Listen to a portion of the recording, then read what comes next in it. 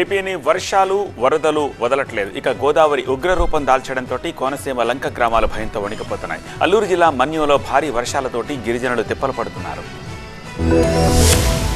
భారీ వర్షాలు ఎగువ నుంచి వస్తున్న వరదతో గోదావరి ఉప్పొంగుతోంది. ముంపు భయంతో ఏలూరు జిల్లా రేపాకగొమ్ము గ్రామస్తులు దాచారంలోని పునరావాస కేంద్రానికి చేరుకున్నారు. ఇక గోదావరి వరదతో కొయిడా, కట్కూరు పంచాయతీల పరిధిలో 15 గ్రామాలు జలదిగ్బంధంలో చిక్కుకున్నాయి. అంబేద్కర్ కోనసీమ జిల్లా పి గన్నవరం మండలంలో చాకలిపాలెం, కనకాయలంక కాజువే నీట మునిగింది. దీంతో కోనసీమ, పశ్చిమ గోదావరి జిల్లాల మధ్య రాకపోకలు నిలిచిపోయాయి. అయినవిల్లి మండలం ముక్తేశ్వరం ఎదురు బిడియం కాజువేపైకి వరద నీరు చేరింది. కాజువేలు నీట మునగడంతో 45 లంక గ్రామాలకు రాకపోకలు బంద్ అయ్యే పరిస్థితి వచ్చింది. అంబేద్కర్ కోనసీమలో ప్రజలకు వరద కష్టాలు ఎక్కువయ్యాయి. కాజువేలు మునగడంతో చంటి బిడ్డలను చంకనేసుకుని పడవల్లో ప్రయాణిస్తున్నారు బాలింతలు.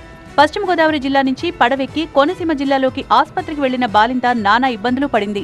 విస్తారంగా కురుస్తున్న వర్షాలతో అల్లూరి మన్యంలో వాగులు, గడ్డలు పొంగి పొర్లుతున్నాయి. ఏఓబీలో వరద ఉధృతి పెరిగింది. ఉధృతంగా ప్రవహిస్తున్న పిల్లిగెడ్డ, ఐస్గెడ్డ వాగులను జెన్కో అధికారులు పరిశీలించారు. ఏ క్షణంలో అయినా గుంటవాడ రిజర్వాయర్ గేట్లు ఎత్తివేస్తామని, దిగువ ప్రాంత గిరిజనులు అప్రమత్తంగా ఉండాలని అధికారులు హెచ్చరికలు జారీ చేశారు.